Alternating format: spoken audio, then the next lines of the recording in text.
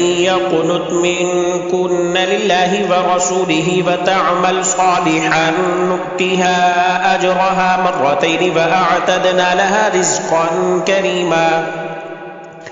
يا نساء النبي لستن كأحد من النساء إن اتقيتن فلا تخضعن بالقول فيطمع الذي في قلبه مرض وقلن قولا معروفا. وقرن في بيوتكن ولا تبرجن تبرج الجاهلية الأولى وأقمن الصلاة وآتينا الزكاة وأطيعنا الله ورسوله إنما يريد الله ليذهب عنكم الرجس أهل البيت ويطهركم تطهيرا. واذكرن ما يتلى في بيوتكن من آيات الله والحكمة إن الله كان لطيفا خبيرا. إن المسلمين والمسلمات والمؤمنين والمؤمنات والقانتين والقانتات والصادقين والصادقات والصابرين والصابرات والخاشعين والخاشعات والمتصدقين والمتصدقين والمتصدقات والصائمين والصائمات والحافظين فروجهم والحافظات والذاكرين الله كثيرا والذاكرات أعد الله لهم مغفرة وأجرا عظيما. وما كان لمؤمن ولا مؤمنة إذا قضى الله ورسوله أمرا أن يكون لهم الخيرة من أمرهم ومن يعص الله ورسوله فقد ضل ضلالا مبينا. وإذ تقول للذي أنعم الله عليه وأنعمت عليه أمسك عليك زوجك واتق الله وتخفي في نفسك ما الله مبديه وتخشى الناس والله أحق أن تخشاه فلما قضى زيد منها بطرا زوجناكها لكي لا يكون على المؤمنين حرج في أزواج أدعيائهم إذا قضوا منهن بطرا وكان أمر الله مفعولا. ما كان على النبي من حرج فيما فرض الله له سنة الله في الذين خلوا من قبل وكان أمر الله قدرا مقدورا. الذين يبلغون رسالات الله ويخشونه ولا يخشون أحدا إلا الله وكفى بالله حسيبا. ما كان محمد أبا أحد من رجالكم ولكن رسول الله وخاتم النبيين وكان الله بكل شيء عليما. يا أيها الذين آمنوا اذكروا الله ذكرا كثيرا وسبحوه بكرة وأصيلا. هو الذي يصلي عليكم وملائكته ليخرجكم من الظلمات إلى النور وكان بالمؤمنين رحيما. تحيتهم يوم يلقونه سلام وأعد لهم أجرا كريما. يا أيها النبي إنا أرسلناك شاهدا ومبشرا ونذيرا وداعيا إلى الله بإذنه وسراجا منيرا وبشر المؤمنين بأن لهم من الله فضلا كبيرا. ولا تطع الكافرين والمنافقين فدع أذاهم وتوكل على الله وكفى بالله وكيلا. يا أيها الذين آمنوا إذا نكحتم المؤمنات ثم طلقتموهن من قبل أن تمسوهن فما لكم عليهن من عدة تعتدونها فمتعوهن وسرحوهن سراحا جميلا. يا أيها النبي إنا أحللنا لك أزواجك اللاتي آتيت أجورهن وما ملكت يمينك مما أفاء الله عليك وبنات عمك وبنات عماتك وبنات خالك وبنات خالاتك اللاتي هاجرن معك وامرأة مؤمنة إن وهبت نفسها للنبي إن أراد النبي أن يستنكحها خالصة لك من دون المؤمنين قد علمنا ما فرضنا عليهم في أزواجهم وما ملكت أيمانهم لكي لا يكون عليك حرج وكان الله غفورا رحيما. ترجي من تشاء منهن وتؤذي إليك من تشاء ومن ابتغيت ممن عزلت فلا جناح عليك ذلك أدنى أن تقر أعينهن فلا يحزن فيرضين بما آتيتهن كلهن والله يعلم ما في قلوبكم وكان الله عليما حليما لا يحل لك النساء من بعد ولا أن تبدل بهن من أزواج ولو أعجبك حسنهن إلا ما ملكت يمينك وكان الله على كل شيء رقيبا يا أيها الذين آمنوا لا تدخلوا بيوت النبي إلا أن يؤذن لكم إلى طعام غير ناظرين إناه ولكن إذا دعيتم فادخلوا فإذا طعمتم فانتشروا ولا مستأنسين لحديث إن ذلكم كان يؤذي النبي فيستحيي منكم والله لا يستحيي من الحق وإذا سألتموهن متاعا فاسألوهن من وراء حجاب ذلكم أطهر لقلوبكم وقلوبهن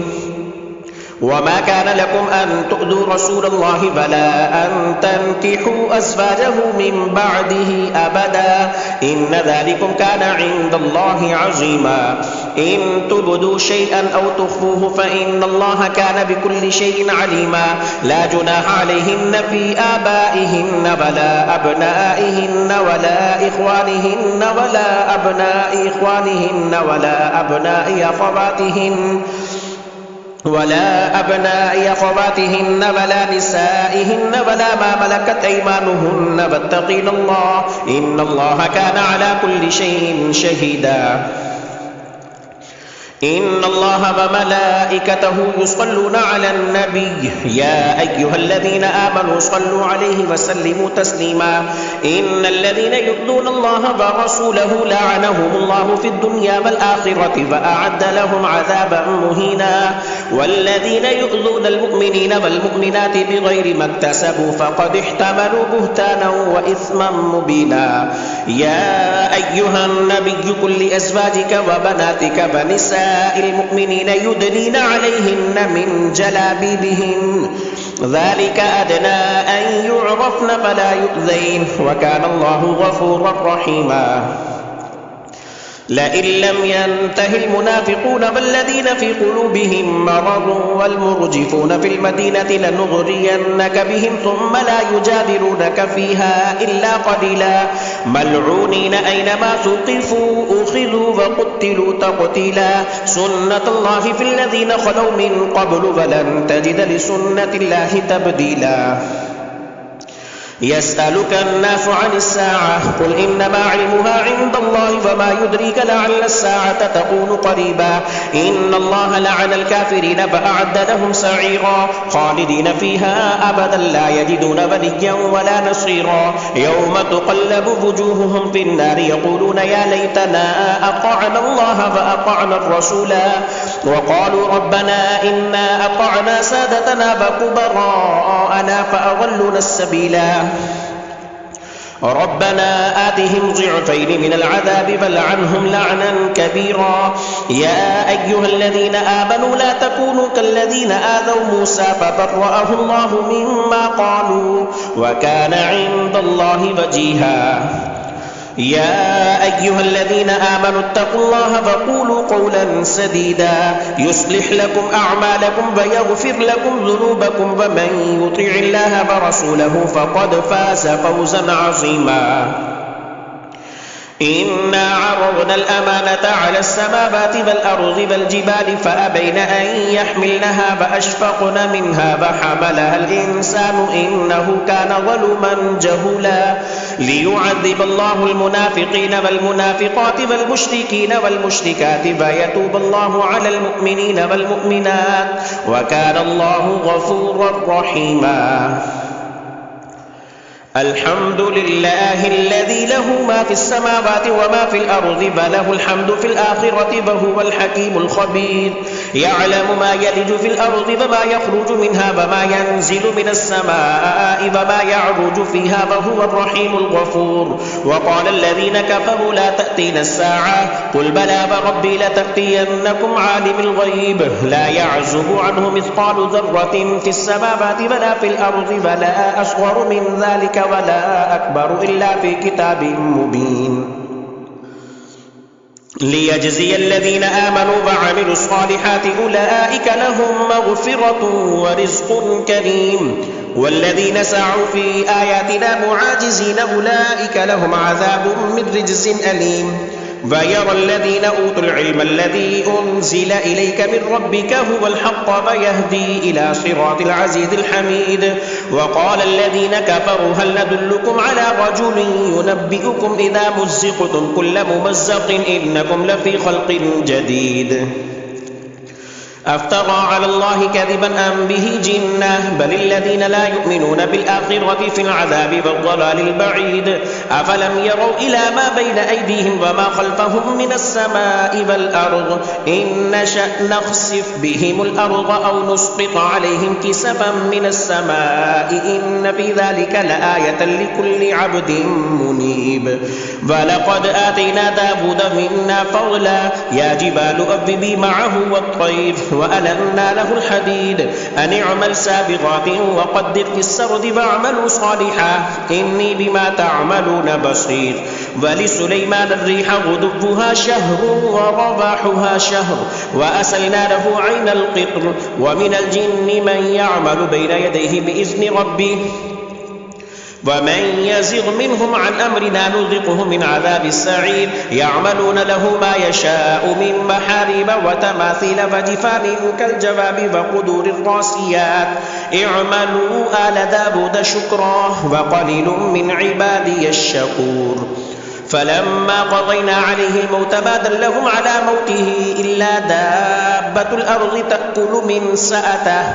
فلما خر تبينت الجن أن لو كانوا يعلمون الغيب ما لبثوا في العذاب المهين لقد كان لسبأ في مسكنهم آية جنتان عن يمين وشمال كلوا من رزق ربكم واشكروا له بلدة طيبة ورب غفور فأعرضوا فأرسلنا عليهم سيل العرب وبدلناهم بجنتيهم جنتين ذواتي أكل خمط وأثل وشيء من سدر قليل ذلك جزيناهم بما كفروا فهل نجازي إلا الكفور وجعلنا بينهم وبين القرى التي باركنا فيها قرى ظاهرة وقدرنا فيها السير سيروا فيها ليالي وأياما آمنين فقالوا ربنا باعد بين أسفارنا وظلموا أنفسهم فجعلناهم أحاديث ومزقناهم كل ممزق إن في ذلك لآيات لكل صبار شكور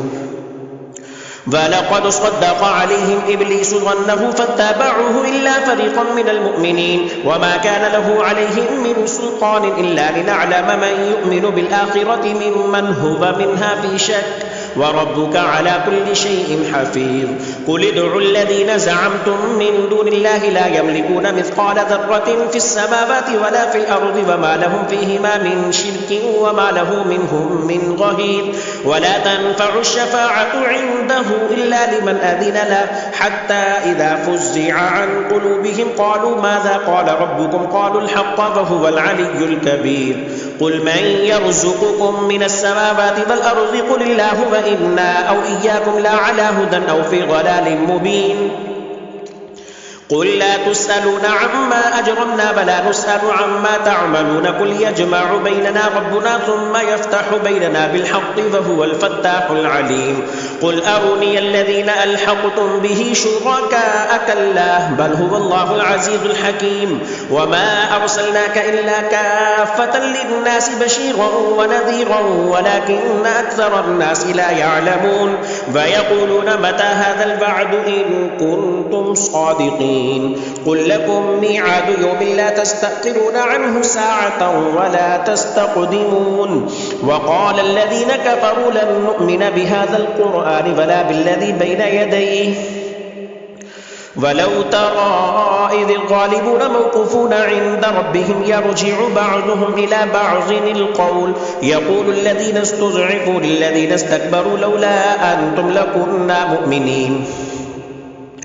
قال الذين استكبروا للذين استضعفوا أنحن صددناكم عن الهدى بعد إذ جاءكم بل كنتم مجرمين وقال الذين استضعفوا للذين استكبروا بل مكر الليل والنهار إذ تأمروننا أن نكفر بالله ونجعل له أندادا وأسروا الندامة لما رأوا العذاب وجعلنا الأغلال في أعناق الذين كفروا هل يجزون إلا ما كانوا يعملون. وما أرسلنا في قرية من نذير إلا قال مترفوها إنا بما أرسلتم به كافرون وقالوا نحن أكثر أموالا وأولادا وما نحن بمعذبين قل إن ربي يبسط الرزق لمن يشاء ويقدر ولكن أكثر الناس لا يعلمون. وما أموالكم ولا أولادكم بالتي تقربكم عندنا زلفى إلا من آمن وعمل صالحا فأولئك لهم جزاء الضعف بما عملوا وهم في الغرفات آمنون والذين يسعون في آياتنا معاجزين أولئك في العذاب محضرون قل إن ربي يبسط الرزق لمن يشاء من عباده ويقدر له وما أنفقتم من شيء فهو يخلفه وهو خير الرازقين. ويوم يحشرهم جميعا ثم يقول للملائكة أهؤلاء إياكم كانوا يعبدون قالوا سبحانك أنت ولينا من دونهم بل كانوا يعبدون الجن أكثرهم بهم مؤمنون. فاليوم لا يملك بعضكم لبعض نفعا ولا ضرا ونقول للذين غلبوا ذوقوا عذاب النار التي كنتم بها تكذبون. وإذا تتلى عليهم آياتنا بينات قالوا ما هذا إلا رجل يريد أن يصدكم عما كان يعبد آباؤكم وقالوا ما هذا إلا إفك مفترى وقال الذين كفروا للحق لما جاءهم إن هذا إلا سحر مبين. وما آتيناهم من كتب يدرسونها وما أرسلنا إليهم قبلك من نذير وكذب الذين من قبلهم وما بلغوا معشار ما آتيناهم فكذبوا رسلي فكيف كان نكير. قل إنما أعظكم بواحدة أن تقوموا لله مثنى وفرادا ثم تتفكروا ما بصاحبكم من جنة إن هو إلا نذير لكم بين يدي عذاب شديد. قل ما سألتكم من أجر فهو لكم من أجري إلا على الله وهو على كل شيء شهيد. قل إن ربي يقذف بالحق علام الغيوب قل جاء الحق وما يبدئ الباطل وما يعيد. قل إن ضللت فإنما أضل على نفسي وإن اهتديت فبما يوحي إلي ربي إنه سميع قريب. ولو ترى إذ فزعوا فلا فوت فأخذوا من مكان قريب وقالوا آمنا به فأنى لهم التناوش من مكان بعيد وقد كفروا به من قبل ويقذفون بالغيب من مكان بعيد وحيل بينهم وبين ما يشتهون كما فعل بأشياعهم من قبل إنهم كانوا في شك مريب. الحمد لله فاطر السماوات والأرض جاعل الملائكة رسلا أولي أجنحة مثنى وثلاث ورباع يزيد في الخلق ما يشاء إن الله على كل شيء قدير. ما يفتح الله للناس من رحمة فلا ممسك لها وما يمسك فلا مرسل له من بعده وهو العزيز الحكيم. يا أيها الناس اذكروا نعمة الله عليكم هل من خالق غير الله يرزقكم من السماء والأرض لا إله إلا هو فأنى تؤفكون. وإن يكذبوك فقد كذبت رسل من قبلك فإلى الله ترجع الأمور. يا أيها الناس إن وعد الله حق فلا تغرنكم الحياة الدنيا ولا يغرنكم بالله الغرور. إن الشيطان لكم عدو فاتخذوه عدوا إنما يدعو حزبه ليكونوا من أصحاب السعير. الذين كفروا لهم عذاب شديد والذين آمنوا وعملوا الصالحات لهم مغفرة وأجر كبير. أفمن زين له سوء عمله فرآه حسنا فإن الله يضل من يشاء ويهدي من يشاء فلا تذهب نفسك عليهم حسرات إن الله عليم بما يصنعون. والله الذي أرسل الرياح فتثير سحابا فسقناه إلى بلد ميت فأحيينا به الأرض بعد موتها كذلك النشور. من كان يريد العزة فلله العزة جميعا إليه يصعد الكلم الطيب والعمل والعمل الصالح يرفعه والذين يمكرون السيئات لهم عذاب شديد ومكر أولئك هو يبور والله خلقكم من تراب ثم من نطفة ثم جعلكم أزواجا وما تحمل من أنثى فلا تضع إلا بعلمه وما يعمر من معمر ولا ينقص من عمره إلا في كتاب إن ذلك على الله يسير وما يستوي البحران هذا عذب فرات سائغ شرابه وهذا ملح أجاج ومن كل تأكلون لحما طريا وتستخرجون حلية تلبسونها وترى الفلك فيه مباخر لتبتغوا من فضله ولعلكم تشكرون يولج الليل في النهار فيولج النهار في الليل وسخر الشمس والقمر كل يجري لأجل مسمى ذلكم الله ربكم له الملك والذين تدعون من دونه ما يملكون من قطمير إن تدعوهم لا يسمعوا دعاءكم ولو سمعوا ما استجابوا لكم ويوم القيامة يكفرون بشرككم ولا ينبئك مثل خبير يا أيها الناس أنتم الفقراء إلى الله والله هو الغني الحميد إن يشأ يذهبكم ويأتي بخلق جديد وما ذلك على الله بعزيز ولا تزر بازرة وزر أخرى وإن تدع مثقلة إلى حملها لا يحمل منه شيء ولو كان ذا قربى إنما تنذر الذين يخشون ربهم بالغيب فأقاموا الصلاة ومن تزكى فإنما يتزكى لنفسه وإلى الله المصير وما يستوي الأعمى والبصير ولا الظلمات ولا النور ولا الظل ولا الحرور وما يستوي الأحياء ولا الأموات إن الله يسمع من يشاء وما أنت بمسمع من في القبور إن أنت إلا نذير إنا أرسلناك بالحق بشيرا ونذيرا وإن من أمة إلا خلا فيها نذير وإن يكذبوك فقد كذب الذين من قبلهم جاءتهم رسلهم بالبينات وبالزبر وبالكتاب المنير ثم أخذت الذين كفروا فكيف كان نكير ألم تر أن الله أنزل من السماء ماء فأخرجنا به ثمرات مختلفا ألوانها ومن الجبال جدد بيض وحمر مختلف ألوانها وغرابيب سود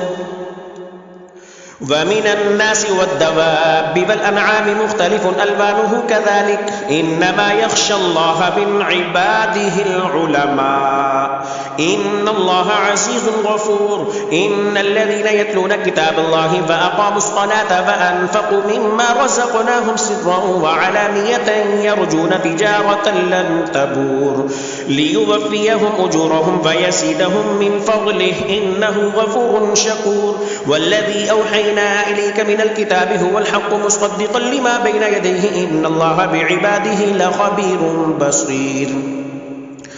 ثم أورثنا الكتاب الذين اصطفينا من عبادنا فمنهم ظالم لنفسه ومنهم مقتصد ومنهم سابق بالخيرات بإذن الله ذلك هو الفضل الكبير جنات عدن يدخلونها يحلون فيها من أسابر من ذهب ولؤلؤا ولباسهم فيها حرير وقالوا الحمد لله الذي أذهب عنا الحزن إن ربنا لغفور شكور الذي أحلنا دار المقامة من فضله لا يمسنا فيها نصب ولا يمسنا فيها لغوب والذين كفروا لهم نار جهنم لا يقضى عليهم فيموتوا ولا يخفف عنهم من عذابها كذلك نجزي كل كفور وهم يصطرخون فيها ربنا أخرجنا نعمل صالحا غير الذي كنا نعمل أولم نعمركم ما يتذكر فيه من تذكر وجاءكم النذير فذوقوا فما للظالمين من نصير إن الله عالم غيب السماوات والأرض إنه عليم بذات الصدور هو الذي جعلكم خلائف في الأرض فمن كفر فعليه كفره ولا يزيد الكافرين كفرهم عند ربهم إلا مقتا ولا يزيد الكافرين كفرهم إلا خسارا قل أرأيتم شركاءكم الذين تدعون من دون الله أروني ماذا خلقوا من الأرض أم لهم شرك في السماوات أم آتيناهم كتابا فهم على بينة منه بل إن يعد الظالمون بعضهم بعضا إلا غرورا إن الله يمسك السماوات والأرض أن تزولا ولئن زالتا إن أمسكهما من أحد من بعده إنه كان حليما غفورا وأقسموا بالله جهد أيمانهم لئن جاءهم نذير ليكونن أهدى من إحدى الأمم فلما جاءهم نذير ما زادهم إلا نفورا استكبارا في الأرض ومكر السيء ولا يحيق المكر السيء إلا بأهله فهل ينظرون إلا سنة الأولين فلن تجد لسنة الله تبديلا ولن تجد لسنة الله تحويلا أولم يسيروا في الأرض فينظروا كيف كان عاقبة الذين من قبلهم وكانوا أشد منهم قوة وما كان الله ليعجزه من شيء في السماوات ولا في الأرض إنه كان عليما قديرا ولو يؤاخذ الله الناس بما كسبوا ما ترك على ظهرها من دابة ولكن يؤخرهم إلى أجل مسمى فإذا جاء أجلهم فإن الله كان بعباده بصيرا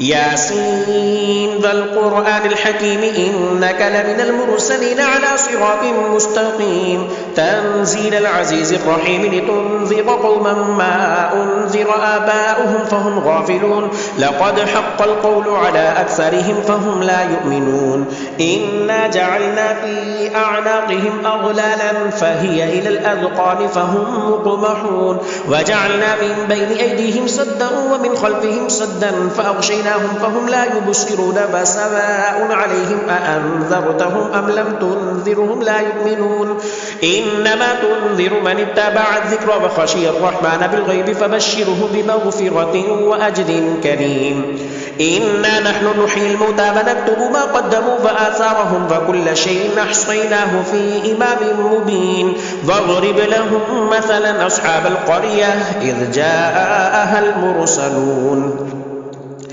إذ أرسلنا إليهم اثنين فكذبوهما فعززنا بثالث فقالوا إنا إليكم مرسلون قالوا ما أنتم إلا بشر مثلنا وما أنزل الرحمن من شيء إن أنتم إلا تكذبون قالوا ربنا يعلم إنا إليكم لمرسلون وما علينا إلا البلاغ المبين قالوا إنا تطيرنا بكم لئن لم تنتهوا لنرجمنكم وليمسنكم منا عذاب أليم قالوا طائركم معكم أئن ذكرتم بل أنتم قوم مسرفون وجاء من أقصى المدينة رجل يسعى قال يا قوم اتبعوا المرسلين اتبعوا من لا يسألكم أجرا وهم مهتدون الله أكبر